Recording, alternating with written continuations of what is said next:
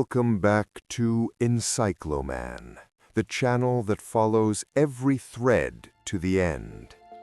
Today, we finish the Grand Canyon Egyptian mystery completely. No more questions without answers. Today, we find out what really happened. In Part 1, we established the facts: one newspaper, two untraceable names, one Smithsonian denial. Today we go 3 levels deeper into this mystery: Caesarion theory, modern explorer searches, and the final honest verdict. If you missed Part 1, go watch it first. Link is in the description. This part builds directly on everything uncovered there. Subscribe now so you never miss what comes after this series. You came back. Now we go deeper. This is where it gets real. Everything in Part 1 was building toward what we are about to reveal. Stay with us. The final answer is worth every minute of this. Caesarion was born in 47 BC to the most powerful woman in the ancient world. His mother was Cleopatra VII, last active ruler of the Ptolemaic kingdom of Egypt. His father was Julius Caesar, the most powerful man in Rome. From the moment of his birth, Caesarion was the most politically dangerous child alive. He combined the bloodline of Rome and the divine lineage of Egypt in one person. Every powerful enemy of both Caesar and Cleopatra had reason to fear him. When Julius Caesar was assassinated in 44 BC, everything changed overnight. Cleopatra and Caesarion fled Rome immediately and returned to Egypt. For the next 14 years, Cleopatra ruled and prepared him for the throne. In 36 BC, Cleopatra officially named Caesarion co-ruler of Egypt at just 11 years old. By his teenage years, he was being groomed as both Egyptian pharaoh and Roman heir. No one in the ancient world held more potential power in a single bloodline. Then came 30 BC, the year everything collapsed for the Egyptian royal family. Augustus Caesar conquered Egypt after defeating Antony and Cleopatra at Actium. Cleopatra chose death over being paraded through Rome as a captive. Caesarion, 17 years old, last pharaoh of Egypt, was officially reported dead, executed on the direct orders of Augustus Caesar, according to Roman historical sources.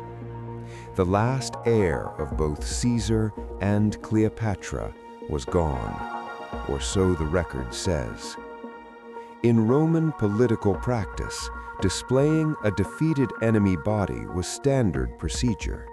It served as proof of death, a warning to supporters, and a symbol of Roman power. Julius Caesar's death was witnessed by hundreds in the Roman Senate itself. Mark Antony's body was publicly displayed after his defeat and death. Even Cleopatra's death was witnessed and formally reported by Roman officials. But Caesarion's body was never publicly shown, not once, by anyone. No Roman source anywhere describes seeing or confirming the body of Caesarion. This is not a minor gap. This is a glaring absence in the official historical record. For an execution of this political magnitude, that silence is extraordinary. Some historians propose Augustus may have secretly allowed Caesarion to escape. Openly executing the biological son of Julius Caesar carried enormous political risk. a quiet disappearance may have been safer for Augustus than a public execution.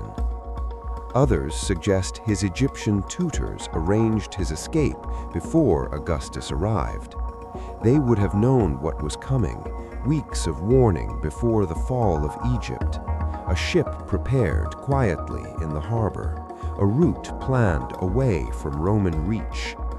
What if Caesarion escaped with a small group of the most loyal Egyptians? Priests, scholars, scribes, soldiers, people who carried Egyptian civilization with them. People who had everything to lose and absolutely nowhere safe left to go. They sailed west, away from Rome, away from everything they had ever known. No map of where they were going, no guarantee they would survive the journey. Driven by desperation and the knowledge that staying in the Mediterranean meant death. After months or possibly years at sea, what if they found land no Egyptian had mapped? A vast, remote, protected landscape, deep canyon walls, dry desert air, hidden caves. A place where no Roman soldier would ever think to look for a fugitive pharaoh. The hieroglyphs described in the 1909 account are the single most critical piece of evidence. If those symbols were genuinely Egyptian, the implications are civilization changing. If they were not, the entire story collapses at its most important point. The article was precise. The symbols were similar to, but not identical with, Egyptian hieroglyphs. That specific distinction is actually one of the most interesting details in the entire account. A pure fabricator would almost certainly have claimed they were identical, not merely similar. Genuine Egyptian hieroglyphs are a highly structured, meticulously documented writing system. Thousands of confirmed examples exist across Egypt, Sudan, and ancient trading partner sites. Any trained Egyptologist anywhere in the world would identify them instantly and unmistakably. Neither G.E. Kinkaid nor Professor S.A. Jordan had documented Egyptological training of any kind. Kinkaid was a government scout and prospector, experienced in terrain, not ancient writing systems. Jordan cannot be verified in any academic or institutional record anywhere. Their judgment that the symbols resembled Egyptian hieroglyphs carried no expert authority. It was the comparison of an untrained eye to images seen in popular books of the era. That does not make the comparison wrong, but it does make it completely unverifiable. And yet, if Kinkaid had no Egyptian training, why did he specifically compare them to Egypt? Random carvings in a cave do not immediately suggest Egypt to an untrained mind. That specific comparison either reflects honest observation or very deliberate fabrication. The 1909 story did not quietly sit in newspaper archives for over 100 years. People took it seriously. People went looking. From the mid-20th century onward, independent researchers, documentary filmmakers, and amateur archaeologists all searched. The geographic description in the Gazette article is precise enough to narrow the search area.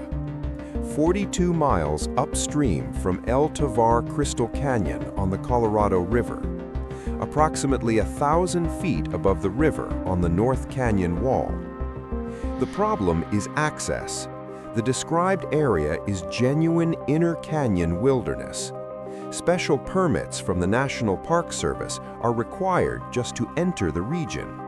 There are no established trails, and the terrain requires serious technical climbing ability.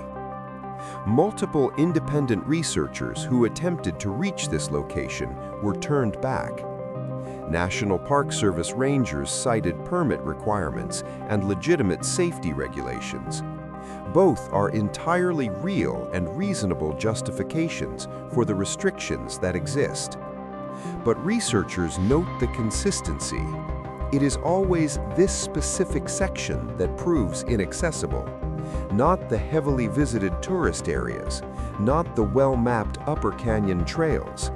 Always the precise coordinates described in the 1909 account, every single time. In the early 2000s, one documentary team successfully obtained the necessary research permits. They reached the general described area by river after days of careful navigation. What they found was both fascinating and frustratingly inconclusive. The canyon walls in the described section were heavily pocked with natural cave formations. Some were substantial in size. Some were positioned very high on the cliff face. Some could only be reached by serious technical climbing, which the crew attempted. They found no carved stairway, no obvious signs of artificial construction on the cliff face, but they acknowledged that over 100 years of weathering could explain its absence. Stone carvings exposed to desert elements for 116 years do not always survive intact. The National Park Service maintains no Egyptian artifacts have ever been found in the park. They have stated this clearly, consistently, and repeatedly over many decades. However, they acknowledge less than 1% of canyon caves have been formally surveyed. Most people do not know that the Grand Canyon contains legally restricted zones. Not just difficult to reach, but areas where public access is formally prohibited. Some of these restrictions go back to Roosevelt's 1908 Federal Reserve Declaration.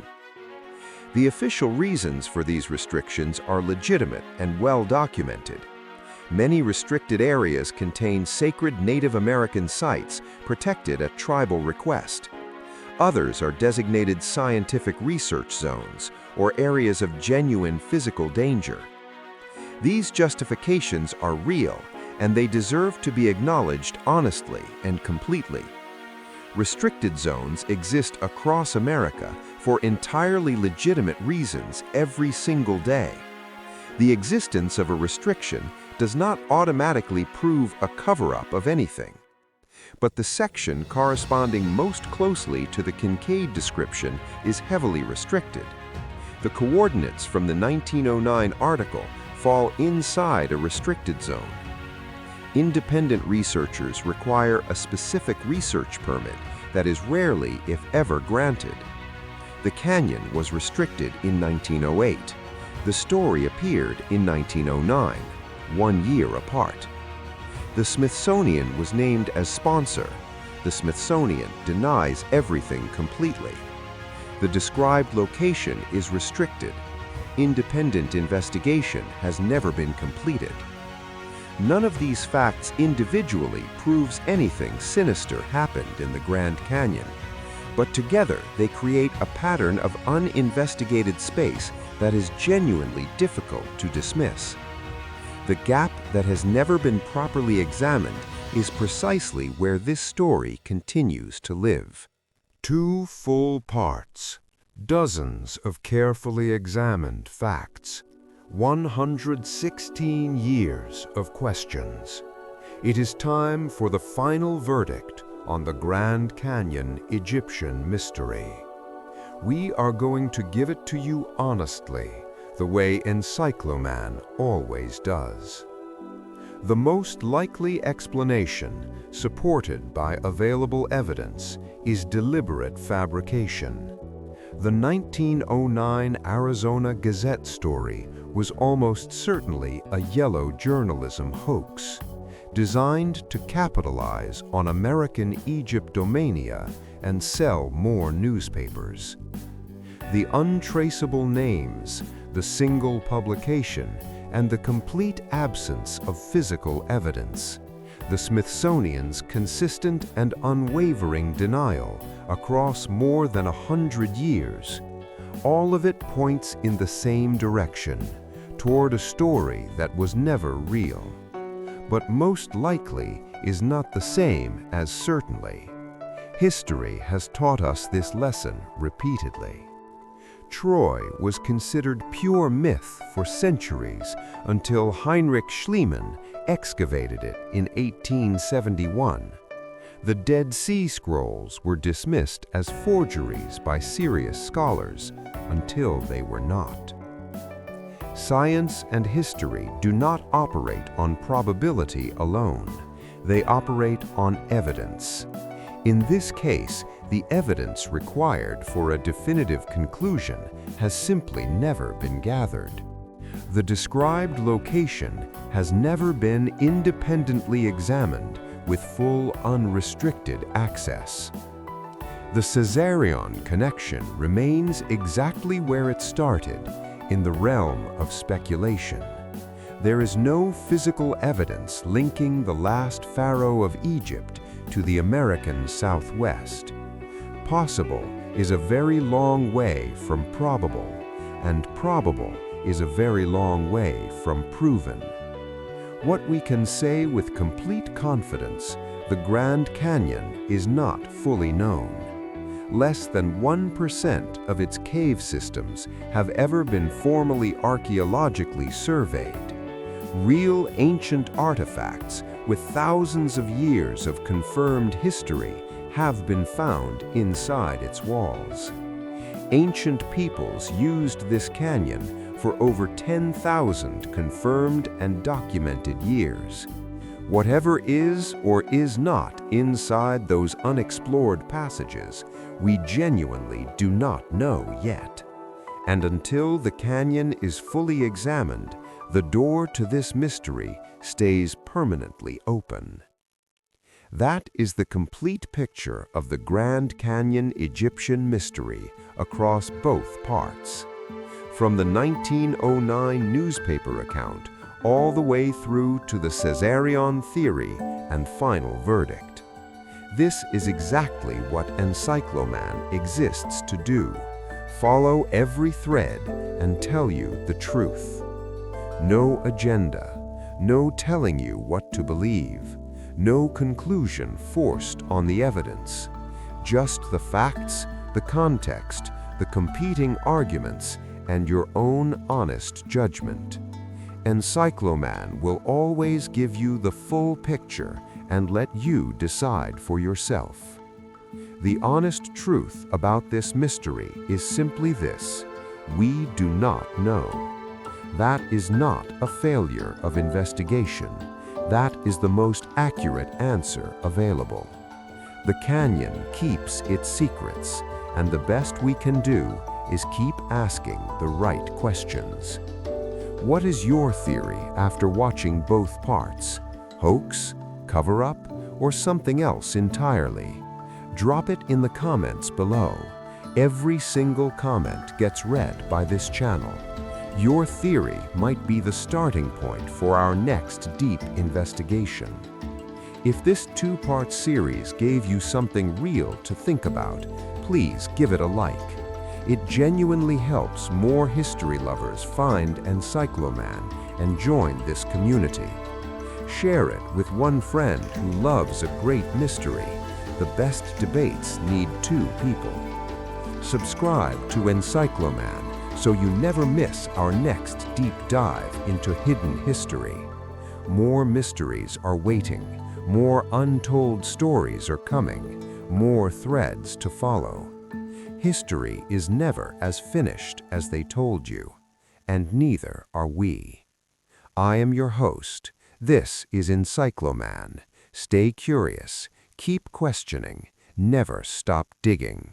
Because the most important stories are always the ones nobody officially wanted to tell. Thanks for watching both parts. We'll see you on the next mystery.